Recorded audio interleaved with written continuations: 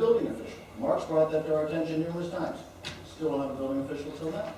So, why don't we work on the big things instead of having a cop to run around and enforce chicken coop regulations and little stuff? I really think that we are out of bounds on this whole thing, and we're spending a whole bunch of money. We're making people mad. We're not doing things that promote the town really. These aren't big code enforcement, and I'm good with sending the code enforcement out when somebody's running an illegal business and chipping down the whole world and, making a mess. That's what we're supposed to be doing. But your chicken walked on my yard, my goat leaned over your fence and ate your bushes, that kind of stuff is not within what we ought to be worrying about as a town. And it all goes back to, if you didn't have the code, you wouldn't be able to enforce it. 200-page ULCC is why we have this problem. May I say one thing? Yeah. Please. I had a couple questions. One, the amended letter that Phyllis was asking for. Can you provide it? Well, you need to direct me. I didn't feel the letter was necessary because we've already sent her a letter clearing her case. What she's talking about is an additional letter that basically acknowledges that the county took the encumbrance off the property. It's not really on point. I mean, if you want, we can do another letter, but it's not necessary. She was already clear of the case. And another question was her public records request that she made, that she said took her an exorbitant long time to get, or even not get. Why is that? Everybody in our office tried to help her. At one point, in frustration, I saw her one night and I said, Phyllis, you need to come in because we need to talk about the amounts of time that are going on. She took it as a threat that I was going to scold her if she came into the office. So we didn't have the discussion. But she dealt with Perla, Bev, Tina, myself. It's really disrupted the office, and I wanted to try to get to the bottom and find out specifically what she wanted so I could get it to her. I filed documents specifically of what I wanted.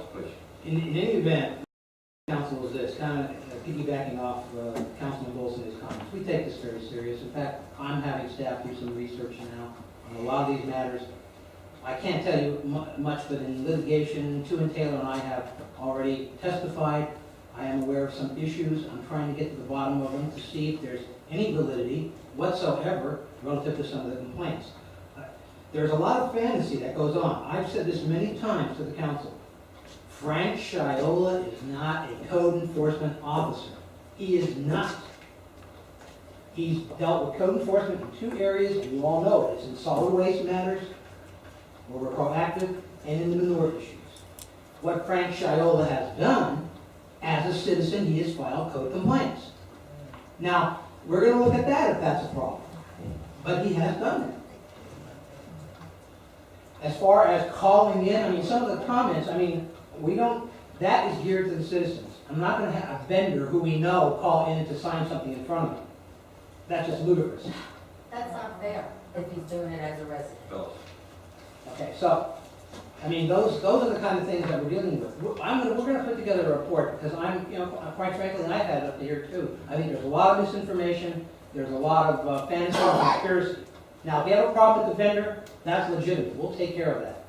And if it can be proven, I will certainly take care of that. And I'll be right here telling you all about that. Okay. All right, thank you. John Ryan.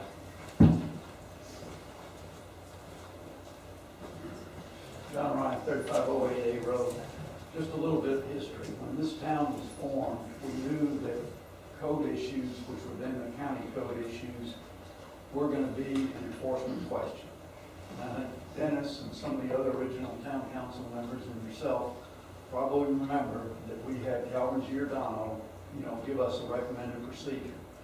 And we decided we didn't want any anonymous complaints. We wanted them signed. If they were a signed complaint that came in, they would be, the code people would call up and request a meeting to investigate the validity of the complaint.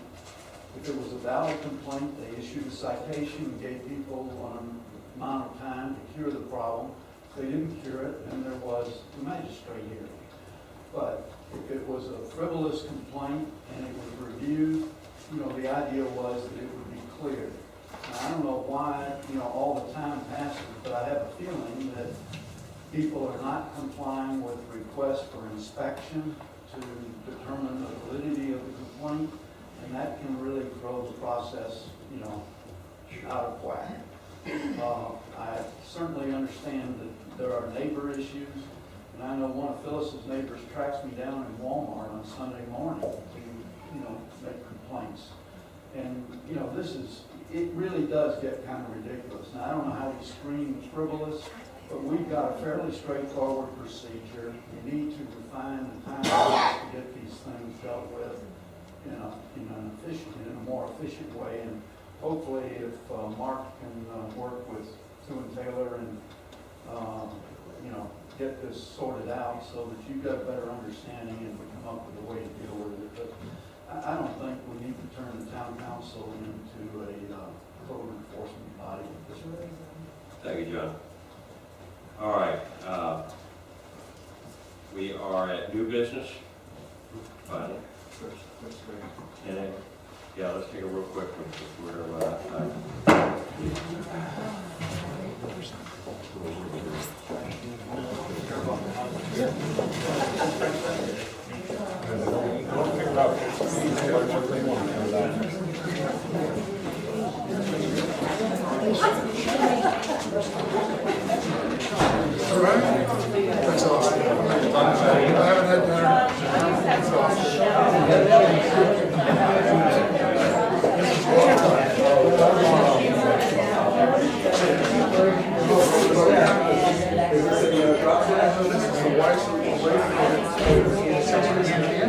She has like mustaches, so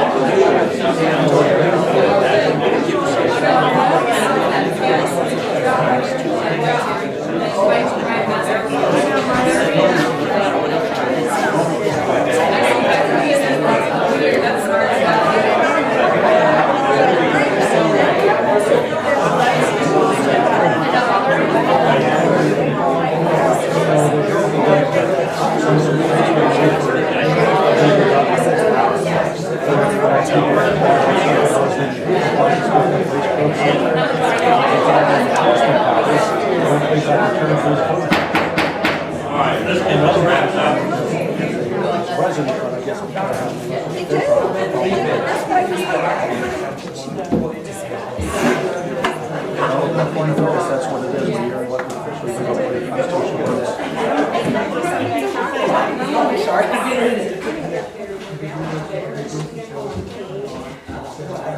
All right, moving on to 10A.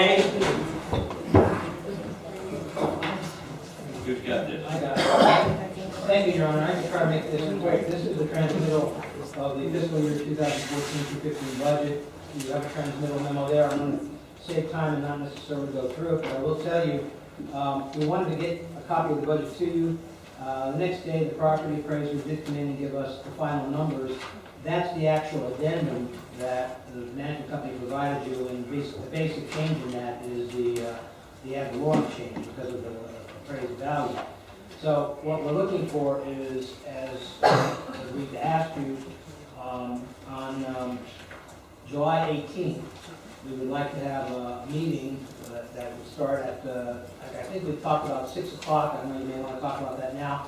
But in order to approve the non-ad valorem and the tentative millage to Palm Beach County, they need, the property appraiser needs to have that information so they in turn can put it into the E-trim system by the 23rd of July. And it's all waste. Okay. So, you know, that's, you know, there wasn't an intention to have a discussion on this tonight. Obviously, if you have any questions, we can do it, but I mean, that was the intent. At least to get you a copy of the budget, so you can start to look at it. As Elise indicated tonight, Chair Ryan indicated tonight, you know, previously they have recommended approval of the previous solid waste, transportation, and general funds. Last night they did do the capital improvement fund, and they did make some recommendations. I think she covered a couple of them, such as amending the traffic signal, the cost to reflect the cost study that we have from our consultants, and we'll be addressing that. So just wanted to give you that information, and if you have any questions, I'd be happy to answer them. But you know. Okay, any questions by anybody? Wrong with that? Questions on which? Well, we're going to take it up. We have the budget now, and we're going to take it up to the 18th. Yes, sir. We should start tonight. What's that? We need to start tonight to take it up. We need to start by something very basic, which is the millage. Because if you have to redo that after the fact, then you have a different perspective. We don't need to raise the millage to 1.5. We need to hold it at 1.2, which inherent in itself, because property values go up, increase property taxes on residents. And it's hard to go to the residents and say, we're gonna ask for more money from you when we've got $3 million in the bank, but we've got a chunk of change that's sitting in the general fund that has no designation as to its use at this point.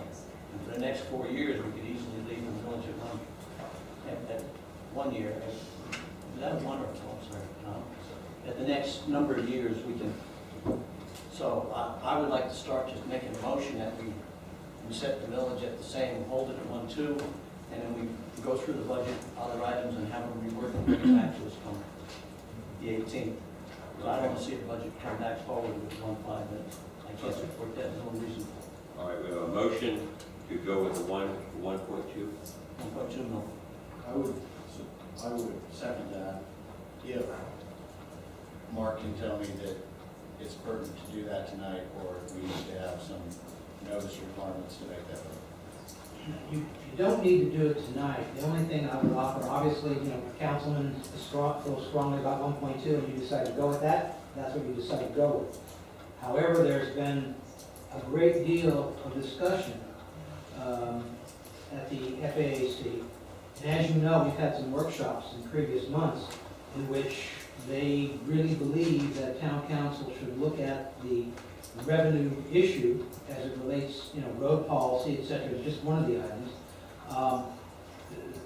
In their discussion last night, they had a very good 2-hour discussion. They talked about the fact that, town council needs to set some policy relative to that. In fact, they even talked about in the future about a strategic planning visioning session to address, long-term issues.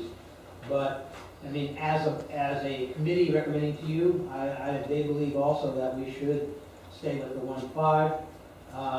I think it's good to hold it open until you have further discussions at some point. You could do it tonight if you want to. Is there any advantage to do it tonight? Because then we could rework the budget prior to the 18th meeting. No, because we haven't put any final numbers in yet into the E-trim, so we have time to do that. No, you can rework it if we give it to you to come back to that number. That's change your assumption. Why bring it back if you got 1.5 on it when we can't even get off the first line? I don't think the council can, but that's my assumption. So, yeah, you have to adopt it later. The motion would just be a motion to give direction to propose a millage and budget that meets at 1.2 And the mils. 18th is the critical night, because that's when you're saying Okay. tentative. If that's your motion, I'll That's second my it. motion. I second it. Okay. So we have a motion for 1.2 mil, Bring it back to us so we can review it then. and then we'll bring it back the 18th to review it. The 18th is a Friday night we're doing this? That's a Friday night. Can we put a time limit on a Friday night? Not that I have anywhere to go, but not that I ever been at. Yeah. When it's time, I'm gonna put a time limit. It's gonna be a starting time for me, because Friday night is a bad night, but I'll make an exception. So whenever you're ready, let me know. I'll make a motion after we get done with it. All right, all right. The one question is whether we do it at 5 or 6. I know, Mayor, you were indicating you might need that extra hour. It's up to you guys whether you want to. I can't make it. Do this, the millage first. and then- All right, no. All right. We have a motion and a second. Mr. Mayor, may I modify my motion, make sure it's clear Okay. that we hold the millage at 1.2. Any shortfall between revenue and disbursements or appropriations comes out of general funds. That's my motion. Okay, so we have a motion and a second. All in favor signify by saying aye. Aye. Any opposed? Aye. Okay, motion passes 4-1. All right, moving on, can we move on now to 10B? Yeah, I set the date. Date Set the time date. for July. Okay.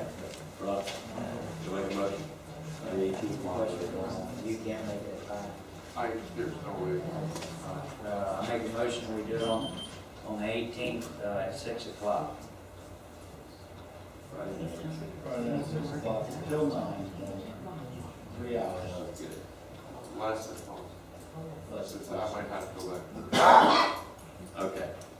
We have a motion for the 18th from 6 to 9, no later than that. We'll try for 6 to 7. We got a second, yeah, that sounds good. Yeah. 7:30 to 8:30. Well, Second it and highlight. We have a motion and a second. All in favor, signify by saying aye. Aye. Any opposed, same sign, passes 5-0. And Mr. Mayor, to help us so we can get to 6 to 7, not 6 to 9, there's a couple items I want to raise, and then if the council wants to spend a few minutes on, then I'd like to do that, we can limit it to short time, there's a few items. I had a question for you, Mark. yes, sir. Under our, I've gone through revenues, and I see where we made changes from this year. I'm not sure why our other miscellaneous income, we're dropping it down. I'm sorry. Yeah, miscellaneous income, while we're dropping that down and we're dropping, the interest, no problem. If we put $200 in, probably too much. But the miscellaneous other income, we bring it down to 1,000. I don't know why. We're exceeding 2,000 now. Why do we drop it to 1,000? I'm sorry, which line item are you at? I'm sorry, on general fund, Yes, account 0136960, on miscellaneous income, you're dropping down to 2,000. I'm not sure why. We've never had it that low, but why do we know that we're not going to have any kind of income at least $2,000 or $3,000? Put that in your cap. all right. All right, Miscellaneous income you're concerned about. yeah, Okay. all right. The other thing, when we get to appropriations, when you talk to executive totals, in executive section, we've got other services. Mhm. Your contract amount is how much of that 268,596? All Your contract now, without any additional work effort, is 268,596. Our contract is 268. The only thing we have in additional to that is the two ongoing work authorizations. The one to finish the comprehensive plan and the ULDC, which is now at your direction. We don't have any money allocated to the ULDC at this point, but you've got something in there. Is that what you're saying? Now, what I'm saying is, your direction in the future with the ULDC work authorization is that we don't bill you unless you direct us to do a meeting. Okay, so there's no money in this 268 that relates to ULDC work effort. No, well, no, it would have to come out from another line item. The other item that you're, Well, I'm just saying, in that line, you get contract and then one unfinished work effort. work authorization, All right. comprehensive plan. That's what I'm trying to get to. And there's the planning, I want to point that out to you. No, I'm just Oh, trying to get to okay, all that. right, fine. Okay? Now, if you roll down that schedule, and we get to legal, we have professional services, which is legal counsel. The Mhm. item I'm concerned about, we've taken it up to 120,000. Mhm. I suggest we leave it at 90, which is what we're at now. And our All right, current take run under rate, which cover. is below 90 this year, and I don't know that we expect any more activity legal-wise next year. I think he's already pretty busy. We expect maybe to give him more time off next year. I don't see him doing it, going from 90,000 to 120,000. Current budget's 90, we're a whole 90. Why don't we head on through and get, because we got some other items here, and I don't want to be here till midnight, let's pile. Well, I know we have several items. I can finish up in another couple minutes and just say, we can agree on what I've just asked. I've asked Mark to look at something, and then I've answered another question. The only change I've asked him today is the 120 goes to 90. It's the only change I've asked. I went to council. I got it. Agreed. Then we have, obviously, the contingency would go away. You'd be doing a balancing effort between the millage. The contingencies as a result of raising the millage, and then we have extra money, and we have a contingency. Yeah, that's probably one of the line items that may be affected, yeah. Probably when you take the 30 out from the legal, that you dealt with the effect of the millage, I would think. We probably did. I'll let them show it to us, yeah, because we might, when we all get done, come back and say, well, let's put another 10 into it, or something like that. But the other thing is, we have in that category of public works, Mhm. the other services line, Mhm. we've had we've had 14,000 this year. I suggest we reduce it to 4. Going forward, we've never spent more than 3,000 in the last 3 years.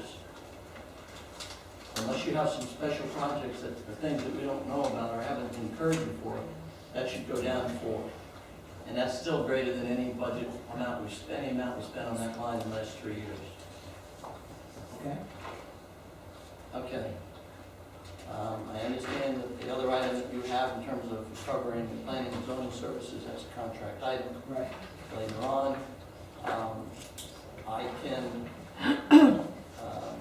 get with you. I think there's a couple of errors maybe in presentation, maybe backed up to the degree. I can get with you on that. Okay. I don't have a problem necessarily with the total, it's just that some of the pieces didn't kind of fit in behind it. And we can discuss, when we get to capital improvements, if there's any line items we want to put in like a general road projects, because we seem to have recommended comes out entirely. And I understand maybe why, but we might be wise to have something in there if we ever find that it fits into whatever our rules are of engagement, so to speak. And so that's 2 changes I've asked for. The council would agree at this point. I make a motion that we take item account 00151431000000 professional services legal counsel, take it down from 120 to 90,000. I don't need in the motion of balancing effort and contingency because that'll happen automatically. And that the other services under public works, 001539340000 be reduced from 14 down to 4. Second. Got it. Okay, there's a motion and a second. Further discussion? All in favor, signify by saying aye. Aye. Any opposed, same sign. Motion passes. That'll save us an hour on the Okay. Moving to, I got a question about this. We've had some things taken out of this capital improvement thing, collecting it out, and the people haven't had a chance to speak on it, but, and also D Road to Southern. I understand that we can put it back in if we agree on it at the last meeting, budget meeting. Okay, because I definitely, these quotes we got here was entirely too high. You got 900,000 for one, which I think 450,000 would be more reasonable. And you've got 300,000 for D Road to Southern, which I think 125,000 based on what we paid for F Road for the same distance would be more reasonable. As long as we can put it back in, if the board agrees on it, then that's fine. all right, moving to 10B. Did we ever vote? Yes. Yeah. Sorry. In the interest of time, I have discussed this with Mike. He would like a little bit of time to do some research and get back to us on it, so rather than do it in a Appreciate that. halfway way, we're gonna, I'm going to say we'll go until August, bring this back at the first meeting of August with y'all's consent, and proceed on to the next. Sounds good. All right, moving into August. 10C, request for an investigation of a town vendor. As town council is aware, we have had a request by an individual to investigate our town vendor, Frank Shaiolo, relative to an incident that occurred on the property. I have advised the council that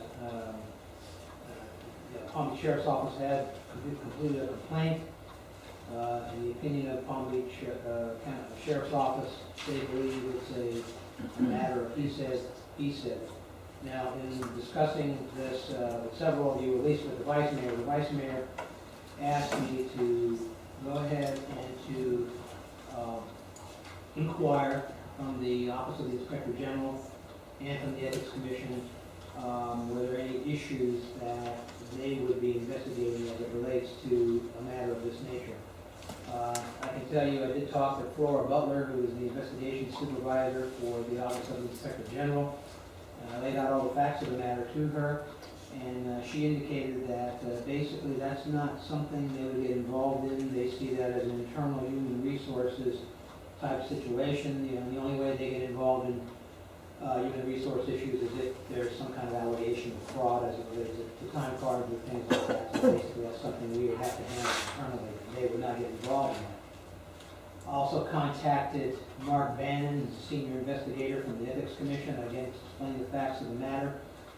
He indicated that basically it's a very narrow window, but he did not see anything based upon what I indicated to him that would lead him to believe that there was any kind of ethics. Obviously, there was nobody in the exchange indicating that, for example, I'll make your life hard and you won't get a permit or something along those lines, which would then trigger some type of investigative review of the matter. So both entities have indicated it's something that we need to deal with.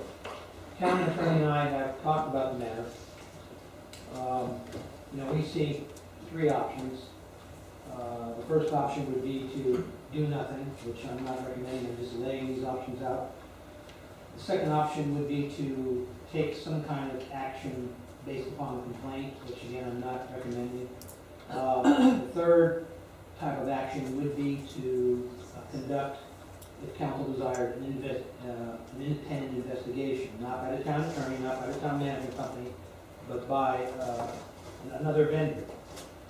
If you decide to go that way, I do have information. I have consulted with an attorney locally here who would be willing to, and I do have the information to hand out to you if you're interested in that. And he is willing to do the investigation if you so desire. There may be other variations off those three alternatives that I kind of laid out. But with that, I'd be happy to address any facet of it. I don't know if Mike wants to make any comments at this point based upon my comments. That's consistent with what we've discussed, I have a question, Mark. Yes, sir. The encounter between Keith Harris and Frank Shiel on presumably Keith's property, why was Frank there? Originally, Frank was there because there was an issue with our solid waste vendor. Apparently, the four properties on 25th Court North were pulling their solid waste, or the vegetative pile. So they had one very large vegetative pile. And apparently, when Waste Pro was coming to pick it up, they were looking at it, everybody's limited to 6 cubic yards. Waste Pro was looking at it like it was a massive pile and they weren't taking everything. And I think what had happened was Frank had worked that out with Waste Pro and was attempting to convey the message to Keith when the incident occurred. So he worked it out with Waste Pro, but then there was a conversation on Keith's. Well, Frank went to advise Keith that he had worked out a solution, Waste Pro, is my understanding. Okay, Rob? Mark, I got another question for you. I noticed Keith's letter, when he filed a formal code enforcement complaint, he specified in that letter, I haven't had a chance to get a copy of that, but he specified in that letter that no one was to enter our property. And he wrote a big no on the form. Now, did he send you a letter and he specified that no one was to come on his property? A letter specifically from Keith to me, you mean? Well, I'm assuming it was town management. Now, Keith can probably clarify. Yeah, I'd rather let Keith clarify that. I think that's more appropriate. Yeah, come on up, Keith. And while Keith is coming up, a couple things. I also called and spoke with Mark Van, and he kind of educated me because I felt like Commission on Ethics, I felt like they could play a part in this because Frank is an elected official. But he explained to me that Frank is an elected official for the Water Control District. They're state related. So basically, the Florida Commission on Ethics would be the only person that you can go to get a opinion, but not our county COE. I felt like the OIG, but now I haven't talked with Flora Butler, but I'll take your word for that. I felt like because Frank has a contract with the town, and I know they handle contracts, but I'm not in detail on how they handle contracts. I know they dealt with Sadar Trucking when we had a problem.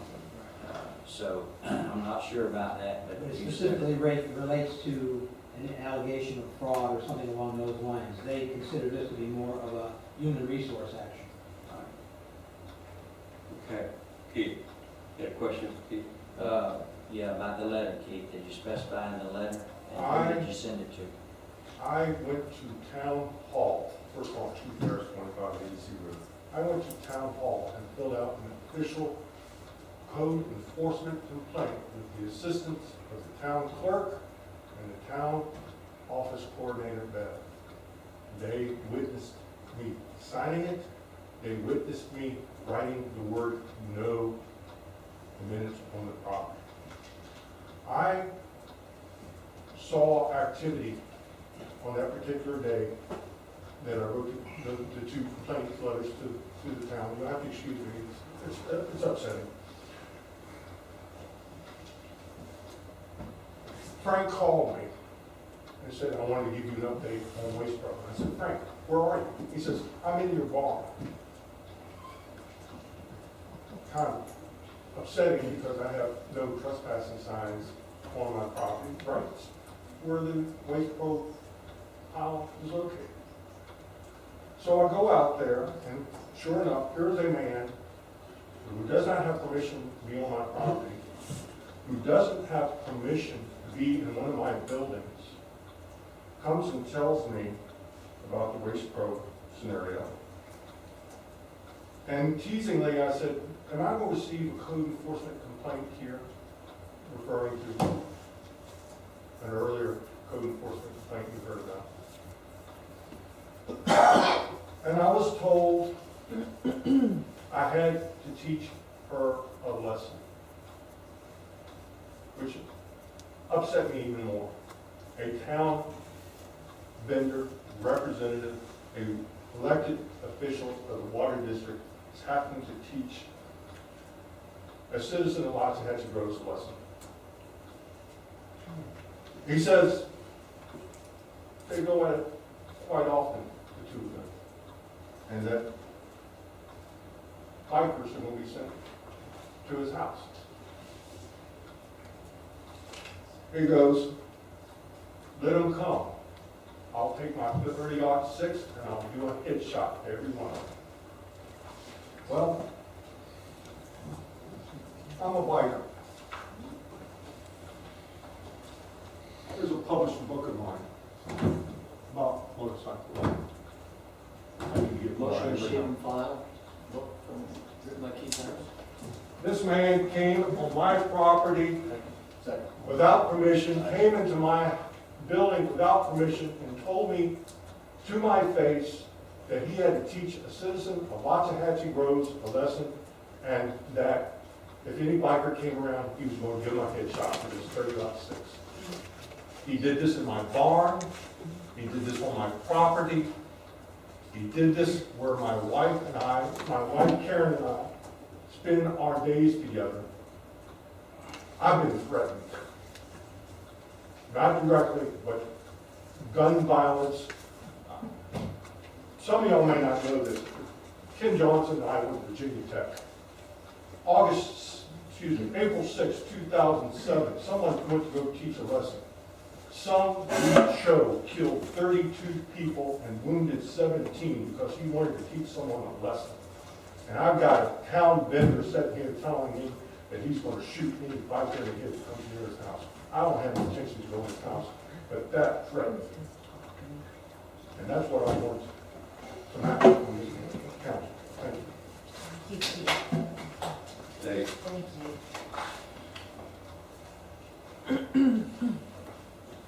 thank you, Keith.